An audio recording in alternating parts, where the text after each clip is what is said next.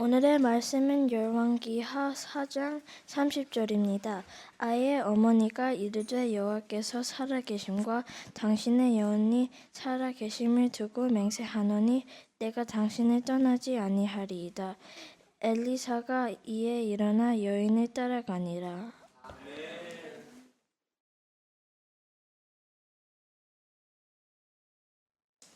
저희들은 지금 열왕기하 말씀을 이제 묵상하고 있습니다.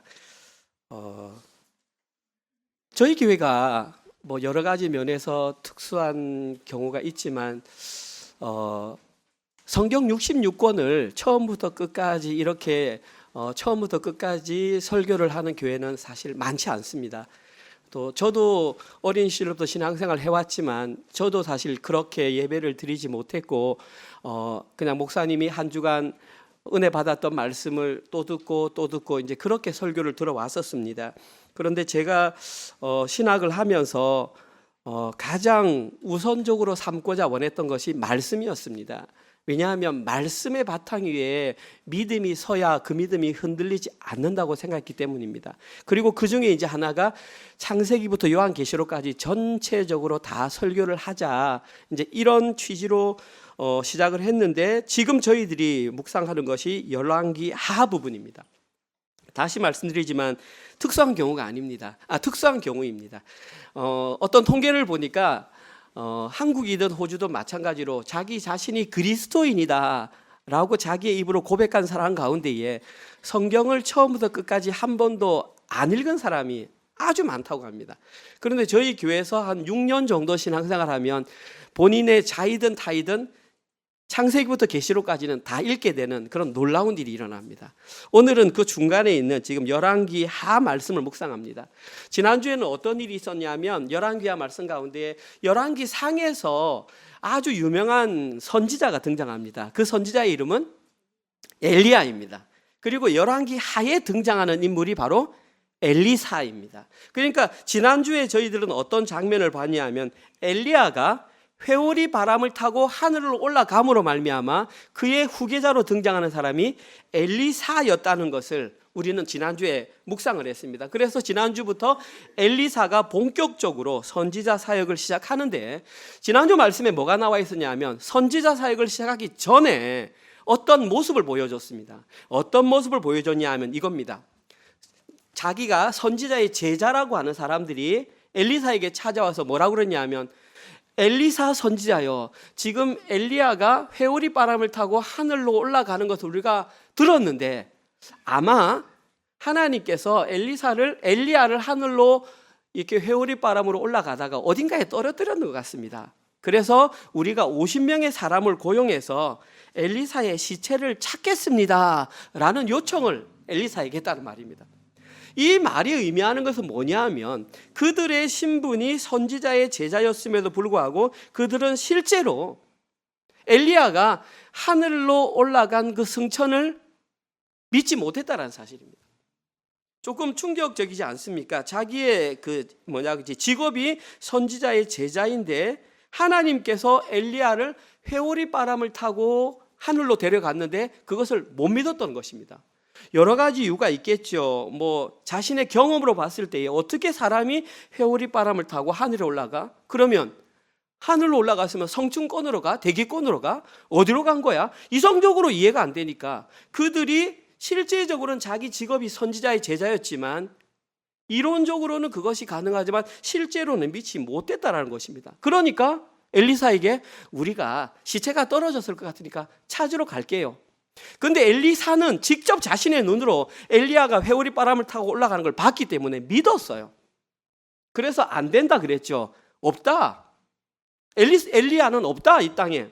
그런데 제자들은 아니다, 떨어졌을 것이다, 우리가 가서 찾겠다. 너무나 간절히 요청을 해가지고 허락을 해줬습니다. 어떻게 되었을까요? 50명이 3일 동안 열심히 찾았지만 엘리야의 시체는 찾지 못했습니다. 당연한 겁니다. 하늘로 올라갔기 때문에. 여기서 여러분께 한번 질문 드려보겠습니다. 사랑하는 성도님들은 엘리야가 승천한 것이 실제로 믿어지십니까? 아멘.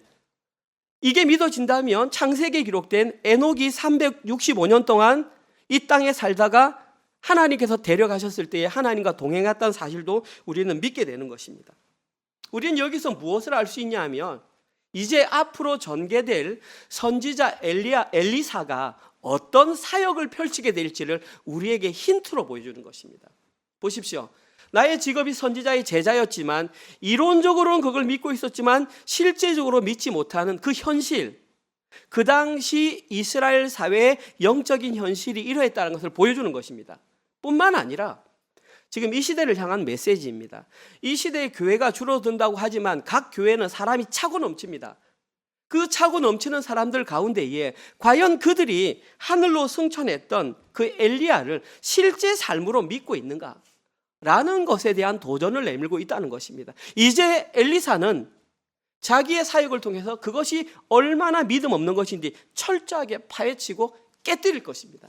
여기서 우리는 무엇을 알 수 있냐면 예수님의 사역을 생각할 수 있습니다. 예수님이 이 땅에 처음 오셨을 때 했던 사역이 회개하라 천국이 가까웠느니라를 외친 이후에 계속해서 아픈 자들을 치유하고 죽은 자들을 살려내고 하는 기적들을 펼쳤습니다. 그것이 뭐냐 하면 너희들이 가지고 있던 그런 관념들이 잘못되었다는 것을 예수님께서는 예수님의 하나님의 아들 되심으로 철저하게 그것을 깨뜨렸다는 것입니다.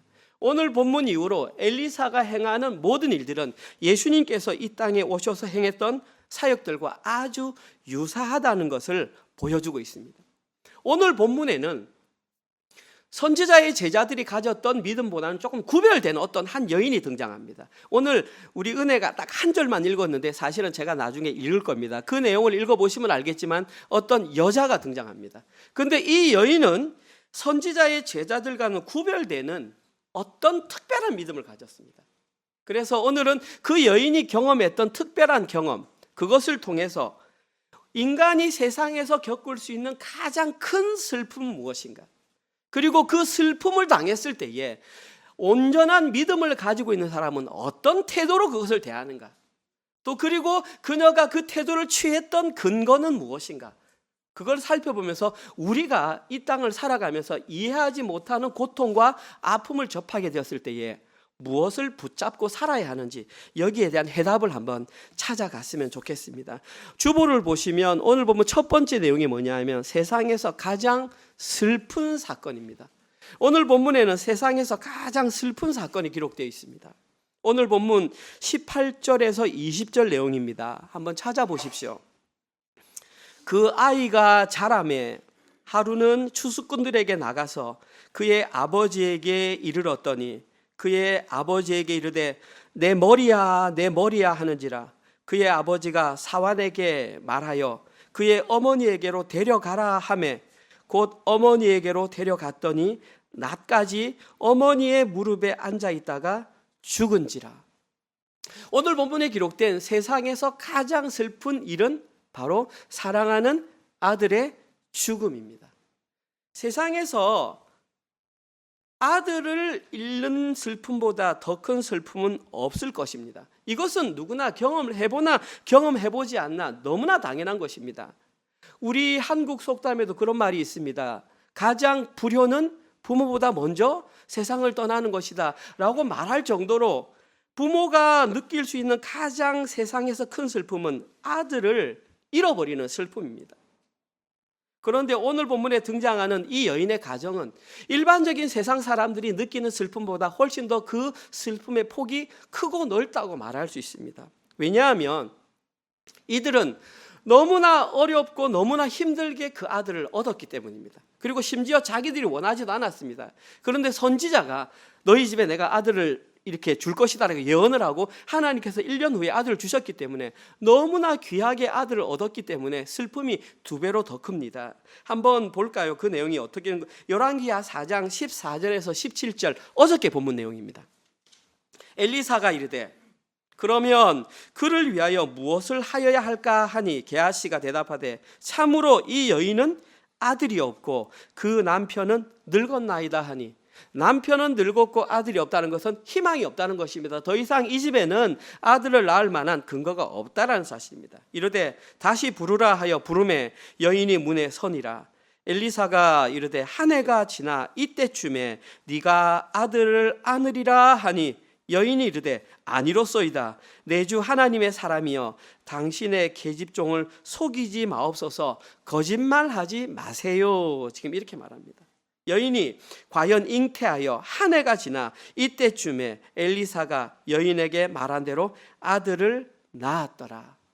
어렵게 아들 낳았습니다. 이 내용을 이해하기 위해서는 조금 배경이 필요합니다. 지금 이 여인이 사는 지역의 이름은 수넴입니다. 수넴이라고 하는 그 의미의 뜻은 두 개의 쉼터 이런 뜻입니다.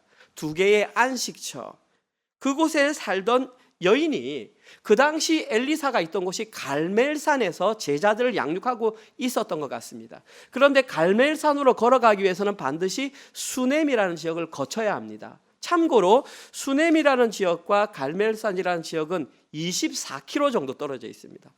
그럼 일반 성인 남성의 걸음으로 한 2시간이면 걸어갈 수 있는 거리입니다.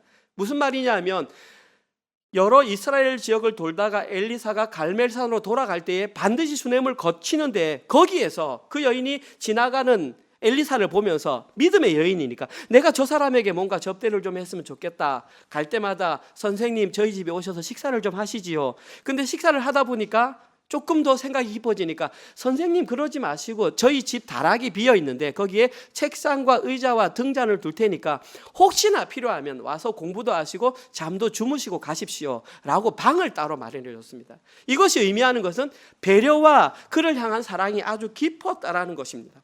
그래서 엘리사가 고마움을 느끼니까 그의 종 게하시에게 게하시야 저 여인에게 가서 혹시 내가 왕과 그 권력자들에게 부탁을 해서 필요한 것이 있으면 뭔지 도와줄 수 있도록 한번 물어봐라. 그랬더니 여인이 뭐라고 말했냐 하면 읽진 않았습니다. 13절에 이렇게 말합니다. 나는 내 백성 중에 거주하나이다. 무슨 뜻이냐 하면 나는 공동체 안에서 자족하며 평화롭게 지내고 있습니다. 다른 거 필요 없습니다. 사실은 거짓말입니다. 그에게 가장 필요한 것은 아들이었지만 아들을 낳는 것이 불가능하다고 포기한 상태였기 때문에 그가 아무리 요청을 해도 그냥 나는 잘 지내고 있습니다 라고 한 이후에 방금 읽었던 내용이 연결됩니다. 그래서 엘리사가 아무래도 이상해서 아니다 게하시야 다시 한 번만 더 가서 물어봐라. 그 집에 필요한 것이 무엇이냐 그랬더니 그때 게하시가 하는 말이 선생님 그 가정에는 아들이 없습니다.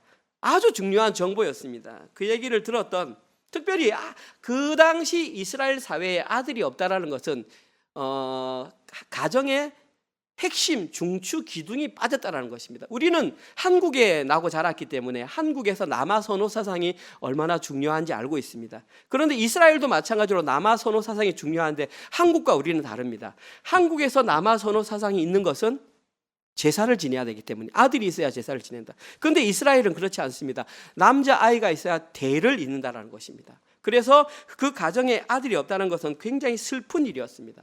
이 내용을 들었던 엘리사는 옳았구나 하고 다락방에 올라가서 바로 하나님께 기도했을 것입니다. 하나님, 이 가정에 필요한 것이 있습니다. 하나님께서 허락해 주신다면 이 가정에 아들이 있었으면 좋겠습니다 라고 간절히 기도했을 것입니다. 저는 확신합니다. 그리고 하나님께서 엘리사의 기도에 응답하셔서 1년이 지난 다음에 바로 그 가정에 아들로 선물을 주셨습니다. 자, 한번 생각해 보십시오. 전혀 불가능한 상태, 가능성 제로의 상태에서 하나님의 사람이 기도해서 그 가정에 아들이 생겼습니다. 얼마나 소중했겠습니까? 얼마나 귀하게 생각을 했겠습니까? 애지중지 키웠을 것 같은데 오늘 본문에서는 그 아들이 반나절 만에 갑자기 죽고 말았습니다. 오늘 보면 18절에 보시면 이때가 추수꾼들이 일하고 있었던 때라고 말합니다. 이 수넴 지역은 무엇으로 유명하냐 하면 옥수수로 유명한 지역입니다. 그리고 옥수수를 수확하는 철은 여름철입니다. 따라서 성경학자들은 이때가 옥수수를 수확하던 여름철이었을 것으로 추측을 합니다. 그런데 그때의 아이가 갑자기 아버지 옆에서 아이고 머리야 소리를 지르는 것입니다. 머리가 너무 아프다는 것입니다. 이유는 저도 모릅니다. 그런데 이때가 여름철이었고 머리가 아프다는 것으로 보아 일사병 아니면 뇌수막염 정도로 머리가 아팠을 것으로 생각이 듭니다. 아무튼 그 아버지는 일하는 데 바빠서 신경을 못 쓰니까 사환에게 말해서 그 아들을 어머니에게 당장 데려고 가라 그렇게 말을 했습니다. 저기에 기록된 데려가라라고 하는 단어가 나사입니다. 나사. 나사라는 원래 뜻은 뭐냐면 데려가는 게 아니라 들어서 올리다가 나사입니다. 그러니까 무슨 말이냐면 저 아이를 지금 당장 들어 올려서 어머니에게 데려가라는 것입니다. 사환이 아이를 들어서 올려서 갈 정도 나이면 어린 나이는 5살, 조금 많으면 7, 8살 정도. 그러니까 아이가 말을 하고 지금 한참 이쁠 나이에 아이가 죽었다라는 사실입니다. 자, 그 아이를 받았던 어머니의 심령이 어떻겠습니까? 무너지지 않겠습니까? 아이가 죽어가고 있습니다. 시름시름 앓고 있습니다. 오늘 본문에 의하면 무릎에 앉힌 지 낮까지의 원어적인 의미는 정오까지, 12시까지. 오전에 아이가 아팠고 저녁에 아이가 죽었단 말입니다. 그 아이를 안고 있던 어머니가 가장 먼저 했던 것은 아마 기도였을 것입니다. 왜냐하면 그 여인은 믿음의 여인이었기 때문에 하나님, 우리 아이가 죽어가요. 하나님, 우리 아이 좀 살려주세요. 눈물로 호소했을 것입니다. 그런데 안타깝게도 너무나 귀하게 얻은 그 아들이 반나절 만에 죽음을 맞이하고 말았습니다. 반나절 만에 아이의 죽음을 목격했던 어머니의 마음이 어떠했겠습니까? 아마 이 슬픔은 경험해보지 못한 사람은 알 수 없을 것입니다. 물론 이런 슬픔을 경험하면 참 안 됩니다. 그런데 이와 유사한 경험들은 하나님께서 가끔 필요에 따라서 우리에게 주실 수 있다는 사실입니다. 그때에 그 아픔들을 경험하며 우리는 한번 생각해 보아야 합니다. 그런데 저희들은 여기에서 아이의 죽음과 관련해서 아주 중요한 의문점 한 가지를 가질 수 있습니다. 저만 아니라 여러분들도 동일하게 가질 수 있습니다. 제가 생각했던 의문점은 이것입니다. 왜 하나님께서는 이렇게 허무하게 아이를 죽게 내버려 두셨던 것일까? 만약에 허무하게 죽일 것 같으면 왜 그렇게 어렵게 아이를 태어나게 하셨는가?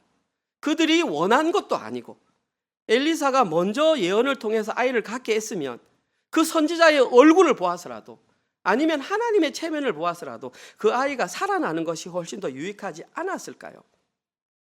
고민했습니다. 기도했습니다. 저도 여기에 대한 정답은 모릅니다. 하나님께서 왜 그 아이를 주셨다가 왜 데려갔는지 저는 모릅니다. 그런데 제가 생각한 결론은 이것입니다. 하나님께서는 이 아이의 죽음을 통해서 무엇인가 특별한 것을 그 여인에게 알려주길 원한 것입니다. 뿐만 아니라 이 글을 읽고 있는 지금 2500년이 지난 이 시점에 우리들에게도 하나님께서 이 사건을 통해서 무엇인가를 알려준다는 사실입니다. 제가 이렇게 말씀드리는 근거는 성경에는 단 한 구절도 허투루 기록된 구절이 없기 때문입니다. 이것이 그런 의미가 없다면 쓸 이유가 없었다는 사실입니다. 무언가 그 여인에게 그리고 저희들에게 특별한 의미가 있다는 것입니다. 제가 생각했던 특별한 내용은 이것입니다. 하나님께서 먼저 이 가정에 그 아이를 주신 것은 하나님의 특별한 은혜의 결과라고 저는 생각을 합니다. 맞습니다. 그런데 어쩌면 하나님께서는 이렇게 힘들게 얻은 아이가 오히려 이 여인에게는 더 높은 신앙으로 나아가는데 방해가 된다고 생각하셨는지 모르겠습니다. 귀하게 얻었으니까 쭈쭈 빨고 그것을 하나님보다 더 귀하게 여길 수 있지 않았을까? 아니면 하나님께서는 이 여인이 가장 소중히 여기는 그것을 빼앗음으로 말미암아 그 여인의 믿음을 더 높은 단계로 성장시키고 싶으셨는지도 모르겠습니다. 아무튼 결과적으로 이 여인이 이 모든 과정을 잘 통과한다면 이제 이 여인은 더 이상 세상의 눈에 보이는 것에 연연하지 않을 수 있는 믿음을 갖게 되는 것입니다. 왜냐하면 가장 소중한 것을 잃어보았기 때문입니다. 세상의 것에 연연하지 않고 하나님께만 집중하는 상태를 우리는 자유라 그러고 그것을 해방이라 그러고 다른 말로 구원이라고 말하는 것입니다. 어쩌면 이 구약 성경을 통해서 제가 지금 이 드리는 설교 내용을 듣는 것 자체를 힘들어 하시는 분도 계실 것입니다. 무슨 소리인가 저게? 그리고 내용 자체가 동의가 안 되는 겁니다. 그런 일이 실제로 발생할 수 있단 말인가? 하지만 때때로 하나님께서는 여러 성경 구절을 보면 자기 백성을 보다 더 성숙한 자로 연단시키기 위해서 이와 유사한 방법들을 자주 사용하신 것을 발견할 수 있습니다. 가장 대표적인 예가 하나님께서 100세 얻은 아들 이삭을 아브라함에게 바치라고 한 그 사건입니다. 그리고 그러한 연단의 과정을 마쳤을 때에 비로소 그 사람은 이제 어린아이의 신앙을 벗어나 보다 더 성숙한 어른의 성도가 된다라는 것입니다. 만약에 그런 과정을 거치지 않으면 계속해서 어린아이 신앙에 머물러 있다는 것입니다. 목사님, 그럼 어린아이 신앙이 안 되나요? 아닙니다. 어린아이 신앙도 구원받을 수 있습니다. 그것을 하나님께서 탓하는 것은 아닙니다. 그런데 교회에는 어린아이 신앙도 있지만 성숙한 신앙을 가진 사람이 있어야 교회가 하나님의 교회다운 교회로 살아간다는 것입니다. 물론 그러한 과정을 겪는 것이 제가 지금 이렇게 말로 드리는 것보다 훨씬 더 힘들고 어려울 수 있습니다. 하지만 진짜 성숙한 성도, 진짜 교회의 멤버, 심지어 교회에서 지도자가 되려고 하는 사람은 반드시 이 과정을 거쳐야 합니다. 가장 먼저 제가 이 과정을 겪어야 하고요. 지금 여기 계신 분들 중에 장로가 되시고 권사가 되시고 안수집사가 되시고 셀리더가 되셔서 교회를 이끌어 가실 분들은 반드시 이러한 과정을 경험하셔야 합니다. 왜냐하면 어린아이 신앙으로는 교회를 세워갈 수가 없기 때문입니다. 사랑하는 성도 여러분께 간절한 마음으로 부탁드립니다. 만약에 현실의 삶에서 실제로 이런 상황들을 경험하게 된다면 당황하지 마시기 바랍니다. 어린아이 신앙에서 성숙한 성도로 자라는 것은 이런 과정을 겪는 것이구나 라는 생각을 하시면서 오히려 그 상황들을 즐기는 수준까지 나아가는 그런 성도가 되시기를 간절히 바랍니다. 아멘 안 하시는군요. 정말 간절히 바랍니다. 저 자신에게도 마찬가지고요. 다음으로 오늘 보면 두 번째 기록된 내용은 이러한 슬픔을 기쁨으로 변화시킨 여인의 자세입니다. 그러면 이러한 상황을 바라보았던 여인은 어떤 자세로 보았느냐? 오늘 보면 두 가지 자세가 나옵니다. 조금 깁니다. 제가 천천히 읽어보겠습니다. 21절에서 30절입니다. 그의 어머니가 올라가서 아들을 하나님의 사람의 침상 위에 두고 문을 닫고 나와 그 남편을 불러 이르되 청하건대 사환 한 명과 나귀 한 마리를 내게로 보내소서. 내가 하나님의 사람에게 달려갔다가 돌아오리다 하니 그 남편이 이르되 초하루도 아니요 안식일도 아니거늘 그대가 오늘 어찌하여 그에게 나아가고자 하느냐 하는지라. 여인이 이르되 평안을 비나이다 하니라. 이에 나귀의 안장을 지우고 자기 사환에게 이르되 몰고 가라. 내가 말하지 아니하거든 나를 위하여 달려가기를 멈추지 말라 하고 드디어 갈멜산으로 가서 하나님의 사람에게로 나아가니라. 하나님의 사람이 멀리서 그를 보고 자기 사환 게하시에게 이르되 저기 수넴 여인이 있도다. 너는 달려가서 그를 맞아 이르기를 너는 평안하냐? 네 남편이 평안하냐? 아이가 평안하냐? 하라 하였더니 여인이 대답하되 평안하다 하고 산에 이르러 하나님의 사람에게 나아가서 그 발을 아는지라.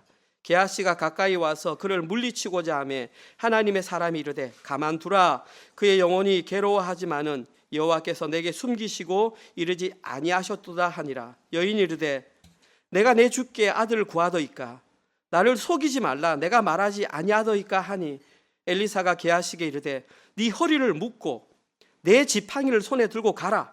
사람을 만나거든 인사하지 말며 사람이 내게 인사할지라도 대답하지 말고 내 지팡이를 그 아이의 얼굴에 놓으라 하는지라. 아이의 어머니가 이르되 여호와께서 살아계심과 당신의 영혼이 살아계심을 두고 맹세하노니 내가 당신을 떠나지 아니하리이다. 엘리사가 이에 일어나 여인을 따라가니라. 아이가 죽어서 지금 여인이 엘리사를 만나러 가는 그 장면입니다. 여기에서 저희들은 여인의 두 가지 자세를 살펴볼 수가 있습니다. 첫 번째 살펴볼 수 있는 자세는 침착함입니다. 아이가 죽었습니다. 그것도 어렵게 얻은 아이가 죽었습니다. 그런데 그 상황을 두고 침착할 수 있는 사람은 없습니다. 침착할 수가 없습니다. 오히려 이때에 드는 감정은 슬픔과 혼란과 당황과 혼돈과 그걸 넘어서서 원망과 절망이 일반적인 감정일 것입니다. 그런데 오늘 본문에서 읽어보셔서 알겠지만 그런 장면이 안 나옵니다. 오히려 이상하리만치 침착하게 대응을 하고 반응을 한다는 사실입니다. 여러 가지 모습이 있겠지만 세 가지 모습을 한번 보여드리겠습니다. 첫 번째 21절에 나와 있는 수넴 여인은 그 아이의 죽음을 감정적으로 대응하지 않았습니다. 아이가 죽었습니다. 그래서 하는 일을 보십시오. 올라가서 다락방으로 아들을 하나님의 사람의 침상 위에 두고 문을 닫고 나왔습니다. 아이가 죽었습니다. 아이를 안고 반사적으로 엘리사가 묵었던 그 방으로 들어가서 그 침상 위에 아이를 눕혔습니다. 이해가 안 되는 행동입니다. 이 여인은 뭔가 해결의 실마리가 어디 있을까? 지금 감정의 그것보다는 먼저 생각했던 것입니다. 아들의 죽음 앞에서 일단 자신의 감정을 드러내지 않았습니다. 두 번째, 22절에 수넴 여인은 아이의 죽음을 아무에게도 알리지 않았습니다. 좀 전에 읽었던 21절에 보면 아이를 방 안에 올려놓고 했던 행동이 뭐냐면 나올 때 문을 닫았습니다. 문을 닫았다는 것은 그 방에 아무도 들어가지 못하도록 통제했다는 것입니다. 그 방을 통제하면 아이의 죽었다는 소식이 밖으로 안 새어나간다는 것입니다. 아이의 죽음을 아무에게도 알리지 않았습니다. 그런데 재밌는 게 뭐냐면 심지어 남편에게도 알리지 않았습니다. 여인이 남편에게 달려가서 하는 말을 보십시오. 저에게 사환 한 명과 종 한 명과 나귀 한 마리를 좀 주십시오. 내가 지금 급히 그 하나님의 사람 엘리사에게 좀 갔다가 돌아와야 되겠습니다. 그랬더니 당연히 남편이 묻죠. 아니, 지금이 초하루 월삭입니다. 매월의 첫째 날. 그때마다 성전이나 선지자에게 가서 제사를 드렸나 봅니다. 아니면 안식일도 아닌데 네가 왜 나에게 그것을 달라고 하느냐라고 당연히 물었습니다. 그때에 그 여인이 남편에게 한 대답이 뭐냐면은 평안을 비나이다. 원어로 하면은 샬롬입니다. 우리말로 해석을 하면 별일 아닙니다. 큰일 아닙니다. 아이가 죽었는데 남편에게도 말도 안 하고 별일 아닙니다. 다녀오겠습니다. 그리고 나귀 위에 안장을 얹고 산을 향하여 24절에 달려갔습니다. 저기에 재밌는 장면이 있습니다. 나귀 위에 안장을 지우고, 이 말은 동사 안장을 얹다라는 뜻인데 저기에 동사가 3인칭 여성 단수입니다. 그럼 나귀 위에 안장을 누가 얹었단 말입니까? 여자가 얹었단 말입니다. 수넴 여인이 직접 나귀 위에 안장을, 종이 있음에도 불구하고 직접 얹었다는 것은 실제로 그 여인의 마음은 다급했다라는 것입니다. 그런데 남편에게도 알리지 않고 자기의 마음은 다급했지만 자기의 감정을 통제하면서 마지막까지 침착함을 잃지 않았습니다. 어떻게 아이의 죽음을 두고 이렇게 침착함을 유지할 수 있었을까요? 그 정답은 이 여인은 엘리사를 만나면 이 문제에 대한 해답이 있을 것을 확신한 마음 때문이었습니다. 믿음입니다. 그것이 설령 죽음 이후의 상황이라 할지라도 여기에 대한 해답이 있을 것이라는 확신이 있었습니다. 그리고 이러한 확신은 수넴 여인의 것만이 아니라 성경을 읽어보면 이런 확신을 가졌던 부분들이 굉장히 많이 나와 있습니다. 인생의 문제에 대한 해답을 가지고 있었던 모든 사람들은 공통적으로 힘들고 어려운 문제를 만나도 크게 당황하지 않고 침착함을 유지한 모습이 성경에 많이 나와 있습니다. 똑같은 내용은 아니지만 제가 이 설교를 준비하면서 들었던 성경이 여호수아 2장 8절에서 14절에 나와 있는 내용입니다. 또 그들이 눕기 전에 라합이 지붕 위에 올라가서 그들에게 이르되 말하되 여호와께서 이 땅을 너희에게 주신 줄을 내가 아노라. 우리가 너희를 심히 두려워하고 이 땅 주민들이 다 너희 앞에서 간담이 녹나니 이는 너희가 애굽에서 나올 때에 여호와께서 너희 앞에서 홍해 물을 마르게 하신 일과 너희가 요단 저편에 있는 아모리 사람의 두 왕 시혼과 옥에게 행한 일 곧 그들을 전멸시킨 일을 우리가 들었습니다. 우리가 듣자 곧 마음이 녹았고 너희로 말미암아 사람이 정신을 잃었나니 너희의 하나님 여호와는 위로는 하늘에서도 하늘에서는 땅에서도 하나님이시라. 그러므로 이제 청하노니 내가 너희를 선대하였은즉 보살펴 주었은즉 너희도 내 아버지의 집을 선대하도록 여호와로 내게 맹세하고 내게 증표를 내라. 이 내용은 여러분이 너무 잘 아시는 기생 라합에 관련된 얘기입니다. 기생 라합은 여호수아가 여리고성을 정탐하기 위해서 2명의 정탐꾼을 보냈을 때 그 두 사람을 자기 집에 두고 숨겨주었던 여인이 바로 기생 라합입니다. 그리고 오늘 본문 내용은 그들과 대화를 나누었던 내용입니다. 지금 이 상황은 서로 간의 안부를 묻는 대화가 아닙니다. 지금 이 두 정탐꾼이 왔다는 것은 곧 조금 지나면 그 여리고라는 성이 무너질 것이라는 것입니다. 다시 말해서 국가 존립과 관련된 내용입니다. 이 상태가 이루어진다면 자신의 국가가 이스라엘 손에 넘어갈 것이고 만약에 자신이 여기서 조금만 잘못 행동한다면 즉시 배신자로 낙인 찍히는 아주 위험한 상황이 있었습니다. 그런데 오늘 본문에서 방금 읽었던 내용에서 기생 라합과 두 정탐꾼의 대화 내용을 한번 들어보십시오. 이때 기생 라합의 태도가 틀림없이 표면적으로는 을의 입장이 되어야 됩니다. 왜냐하면 내가 구원을 받아야 하는 입장이기 때문에. 그런데 두 대화를 나눠보면 전혀 주눅들지가 않습니다. 오히려 당당하게 요청합니다. 대화의 주도권을 라합이 가지고 그들에게 당당하게 내가 너에게 선대했으니 너는 나에게 증표를 주라라고 당당하게 요청합니다. 왜 이렇게 기생은 당당하게 그에게 증표를 요청했을까요? 이유는 단 하나입니다. 내가 비록 여리고성에 살고 있지만 나는 하나님이 이 문제의 주관자임을 알고 듣고 믿고 있다는 사실입니다. 직접 보지도 못했어요. 소문으로 들었는데 그 소문을 자기 것으로 받고 하나님이 모든 문제의 해결자라는 것을 믿고 지금 이렇게 행동하라는 것입니다. 평범하지 않은 것이고 약간 이상한 겁니다. 그러나 하나님의 역사는 그렇게도 일어날 수 있습니다. 기생 라합은 하나님이 행하신 소식을 소문으로 들었고 그것을 사실로 깨달았다는 것입니다. 그리고 그 하나님께 자기의 자신과 자기 가족의 운명을 결기로 결정했던 것입니다. 이러한 이유로 을의 입장임에도 불구하고 조금의 주저함도 없이 두 정탐꾼을 자신의 지붕 위에 먼저 숨겨줬습니다. 그리고 그들에게 구원의 증표를 요청하고 있었던 것입니다. 그냥 일어난 일이 아닙니다. 이 결과가 어떻게 되냐면 마태복음 1장 5절에서 이 기생 라합이 누구랑 결혼했냐면 유다 지파 살몬이라는 사람과 결혼합니다. 그리고 그 사이에서 태어난 아이가 누구냐면 보아스고요. 그 보아스가 룻과 결혼을 해가지고 오벳이 태어나고 오벳의 아들로 이새가 태어나고 이새의 아들로 다윗이 태어납니다. 결코 우연이 아니라는 것이죠. 그 여인이 가졌던 믿음이 결코 우연이 아니라는 것입니다. 이처럼 문제의 해답을 알고 있는 사람은 인생의 가장 큰 절망적 상황 속에서도 당황하지 않고 침착함을 유지할 수 있는 것입니다. 그리고 그 이면에는 믿음과 관련되어 있습니다. 하나님을 신뢰하는 그 믿음이 있는 사람은 아무리 힘든 위기의 상황 속에서도 그 문제를 극복해낼 수 있다는 사실입니다.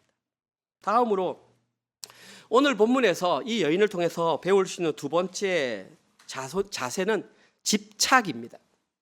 처음에는 침착이었다면 두 번째는 집착하는 모습입니다.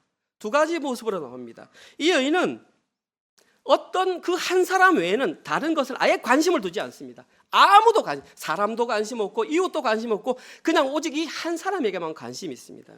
당연합니다. 그가 집착했던 인물은 바로 엘리사 한 사람이었습니다. 27절.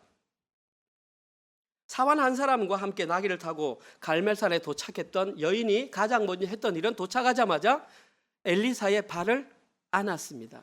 저기에 기록된 안다라고 하는 단어는 하자크라는 단어에는 안다라는 의미가 별로 없습니다. 뭐냐면 강화하다, 강하게 하다, 견고하게 하다 이런 뜻입니다. 그런데 여기서 사역 능동태로 사용되어서 이 여인의 자발적인 의지로 강화했다. 무엇을? 그 발을 강화했다는 것은 다시는 놓치지 않겠다는 의미로 발을 꽉 잡았다. 그것을 의역해서 그 발을 아는지라.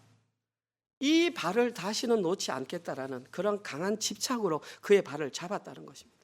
그리고 당연합니다. 아까 말씀드렸지만 이렇게 발을 잡았던 이유는 오직 엘리사가 자기 아들의 죽음에 대한 해답이 있을 것이라는 믿음이 있었기 때문입니다. 두 번째 집착의 모습은 29절 이하에 나옵니다. 28절에서 내가 아들을 원했습니까? 내가 막 말하니까 그때 엘리사가 알아듣고 아들이 죽었구나. 그래서 엘리사가 어떻게 했습니까? 게하시에게 이르되 자 봐라, 게하시야 허리를 묶어라. 이 말은 전쟁 준비하라 이 말입니다. 달려가라는 것입니다. 자, 내가 내 지팡이를 이 손에 준다. 들고 가라. 그런데 사람을 만나도 인사하지 말고 누군가 너에게 인사를 해도 인사를 받지 말고 곧장 가라. 상황이 급박하다. 그리고 도착하면 내 지팡이를 그 죽은 아이의 얼굴에 얹어라. 뭔가 해답이 나올 것 같지 않습니까? 하나님의 사람 엘리사가 했기 때문에 그러면 이제 해답이 있겠구나. 여인은 I don't care입니다. 전혀 관심 없습니다. 30절. 아이의 어머니가 이르되 여호와의 살아계심과 당신의 영혼이 살아계심을 두고 맹세하노니 내가 당신을 떠나지 아니하리이다. 그가 게하시이든 그가 무엇을 들고 가든 I don't care. 나는 관심 없습니다. 나는 당신의 곁을 떠나지 않을 것입니다. 이 말을 듣자 엘리사가 즉시 일어나 여인을 따라갔다. 이 여인은 다른 것에는 관심이 없습니다. 오직 하나, 엘리사. 이 여인의 눈에는 엘리사밖에 보이지 않았습니다. 이것이 진짜 참된 믿음을 가진 자의 모습입니다. 이 땅을 살아가는 우리는 너무나 많은 것이 보입니다. 근데 진짜 이 땅 가운데 기적을 체험하고 죽은 아이로 인해서 위로를 받는 그 정도의 상황이 되려면 예수 그리스도 외에 다른 것을 보아서는 안 된다는 것을 오늘 본문을 보여주고 있습니다. 그러면 오늘 본문은 수넴 여인이 이처럼 과도할 정도로 엘리사에게 집착하는 모습을 왜 기록했을까요? 아까 제가 말씀드렸지, 단 한 구절도 그냥 우연히 기록된 건 없지 않습니까? 빼도 상관이 없는데, 표면적인 이유는 당연합니다. 엘리사에게 그 해답이 있다고 믿었기 때문입니다. 그런데 하나님은 그 이면에 더 많은 의도를 숨겨두셨습니다. 그 의도가 뭐냐 하면, 첫 번째, 누가 이 일을 해겠습니까? 엘리사 했습니다. 엘리사라는 이름의 뜻이 뭐냐 하면, 하나님은 구원이시다, 하나님이 구원하신다, 이게 엘리사입니다. 그 당시에 있었던 이름조차도 우연이 아닙니다. 예수 그리스도의 이름이 무엇입니까? 구원하는 자, 조슈아 아닙니까?